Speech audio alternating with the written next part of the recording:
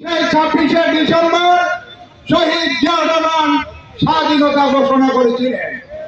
তার ঘোষণা দিয়ে আমরা যুদ্ধে গিয়েছি এবং সেদিন আমরা লক্ষ্য করেছি জিয়াউর রহমান শুধু ঘোষণা দেননি, তিনি সশরীরে যুদ্ধ করেছিলেন।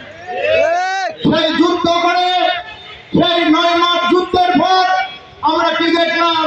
জিয়াউর রহমান তার নিজ কর্মস্থলে চলে গেলেন। রাজনীতিবিদরা দেশ পরিচালনা করতেছিলেন।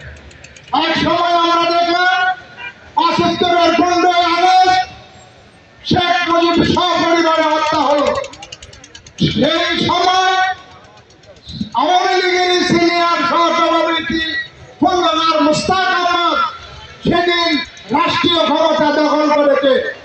তাদের রাষ্ট্রীয় ক্ষমতা দখল করার পর আওয়ামী লীগের প্রত্যেকটা নেতা সেইখানে যোগদান করে, সেই মন্ত্রিসভায় যোগদান করে। ভাইরা আমার, তারপরে আমরা দেখলাম এই অভ্যুত্থানের পর ৩রা নভেম্বর খালেদ মোশাররফ পাল্টা অভ্যুত্থান করে ওই খন্দকার মোশতাককে ক্ষমতাচ্যুত করে আবার পাল্টাতে ক্ষমতা ছিনিয়ে নিয়ে জিয়াউর রহমানকে ক্যান্টনমেন্টে বন্দী করে।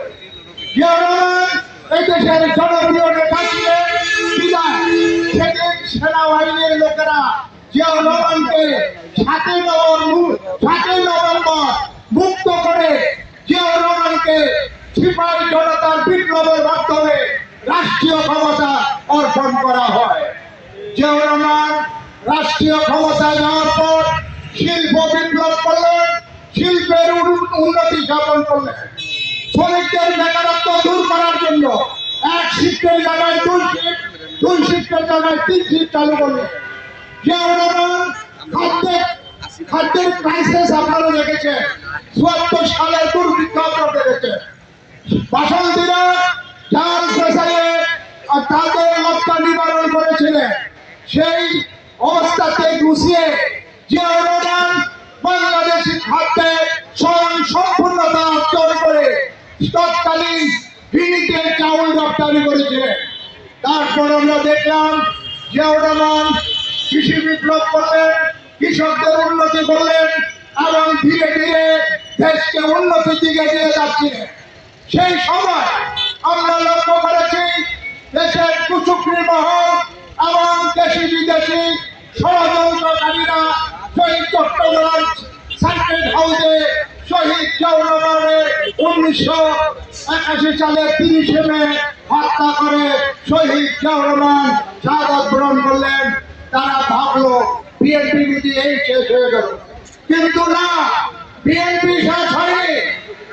খালেদা জিয়ার নেতৃত্বে বিএনপি আরো জোরদার হয়েছে। খালেদা জিয়ার নেতৃত্বে তিনবার বিএনপি ক্ষমতায় এসেছে। সেই দলকে নস্যাৎ করার জন্য খালেদা জিয়াকে স্লো পয়জন দিয়ে জেলখানায় হত্যা করার ষড়যন্ত্র করা হয়েছিল। আপনারা জানেন মাত্র 2 কোটি টাকার মিথ্যা মামলা দিয়ে খালেদা জিয়াকে জেলখানায় বন্দী করে শারীরিক মানসিক নির্যাতন করেছিল। খালেদা জিয়া দীর্ঘদিন সেই ক্যান্টনমেন্টের বাড়িতে ছিলেন। সেই বাড়িটাকে জোরপূর্বক ছিনিয়ে নিয়ে এক কাপড়ে খালেদা জিয়াকে বের করে দিয়েছিলেন। শেখ হাসিনার রোশানলে সে অনেক কাজ করেছে যেটা বিএনপিকে ধ্বংস করার জন্য, কিন্তু সে পারে না। প্রিয় ভাইরা আমার, এই অবস্থায় আজ আমাদের নেত্রী আপনাদের দোয়ায় আল্লাহর অশেষ রহমতে বিদেশে গেছে চিকিৎসার জন্য। সবাই দোয়া করবেন আমাদের নেত্রী বেগম খালেদা জিয়া যেন চিকিৎসা নিয়ে আবার দেশের হাল ধরতে পারেন, সেই আশা ভরসা করছি। আল্লাহর কাছে আমরা ফরিয়াদ করছি, আপনারা সবাই দোয়া করবেন।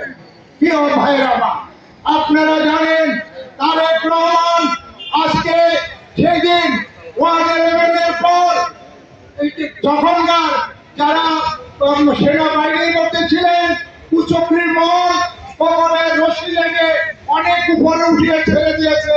তারেক রহমান নিচে পড়ে কোমর ভেঙে গেছে। সেই কোমর ঠিক করতে, তার চিকিৎসা দিতে কয়েক বছর সে অসুস্থ ছিল। প্রিয় ভাইরা, তাই আজকে তারেক রহমানকে হিংসা হয়। তারেক রহমানের বিকল্প বাংলাদেশে আর না। তারেক রহমান আগামী দিনে ভিড়ের বেশে বাংলাদেশে আসবে। কোটি কোটি মানুষ সেদিন বিমানবন্দরে অভ্যর্থনা জানাবে। সেদিন আর বেশি দূরে নয়, ইনশাআল্লাহ। প্রিয় ভাইরা, তাই আজ আপনাদেরকে বলতে চাই, শ্রমিক মেহনতি মানুষ আমরা আমাদের দাবি চাই। দ্রব্যমূল্যের ঊর্ধ্বগতি, এই সরকার আগামী জুলাইতে বাজেট ঘোষণা করবে। বিএনপি ক্ষমতা আসবে, তখন আমরা বিএনপির কাছে দাবি দেব। বিএনপি এখন ক্ষমতা আসে নাই, এখন উপদেষ্টারা ক্ষমতায়। তারা যেন আমাদের দ্রব্যমূল্য ঊর্ধ্বগতির কারণে আজকে আমাদের ন্যূনতম মজুরি 25,000 দিতে হবে এবং আমাদের শ্রমিকদের বৈষম্য দূর করতে হবে। মহিলা শ্রমিক, পুরুষ শ্রমিক বেতন সমান দিতে হবে। অনেক জায়গায় এটা বৈষম্য আছে, মহিলাদেরকে টাকা কম দেওয়া হয়, পুরুষদের বেশি দেওয়া হয়। এটা চলবে না, এক দেশে দুই আইন চলবে না।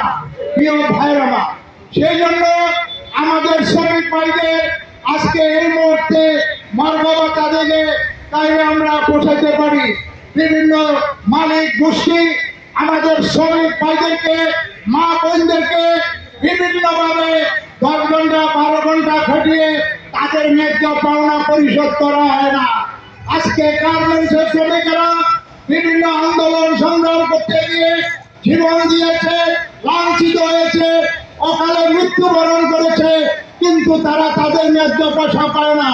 সেই মালিক গোষ্ঠীকে হুঁশিয়ার করে দিতে চাই, যারা আমাদের ভাইরা, যা আমাদের বোনেরা কাজ করলে এবং সপ্তাহে সপ্তাহে তাদের টাকা পরিশোধ করতে হবে। অন্যথায় তার জন্য যদি শ্রমিকেরা সংগঠিত হয়ে কোনো অকারেন্স ঘটায়, তাহলে সেটার দায় দায়িত্ব সেই মালিক গোষ্ঠীকে দিতে হবে। প্রিয় ভাইরা আমার, আপনাদের সবাইকে আমি আহ্বান করব, আমরা ধীরে ধীরে আমাদের সংগঠনকে গুছিয়ে আমরা যেন প্রত্যেকটা পাড়া মহল্লায় আমাদের সংগঠন তৈরি করতে পারি, আমাদের কর্মী তৈরি করতে পারি। আমরা অনেকে নেতা হয়ে গেছি, কর্মী আমাদের খুব অভাব। সেই জন্য আমি অনুরোধ করব, কর্মী হওয়া অনেক কঠিন ব্যাপার।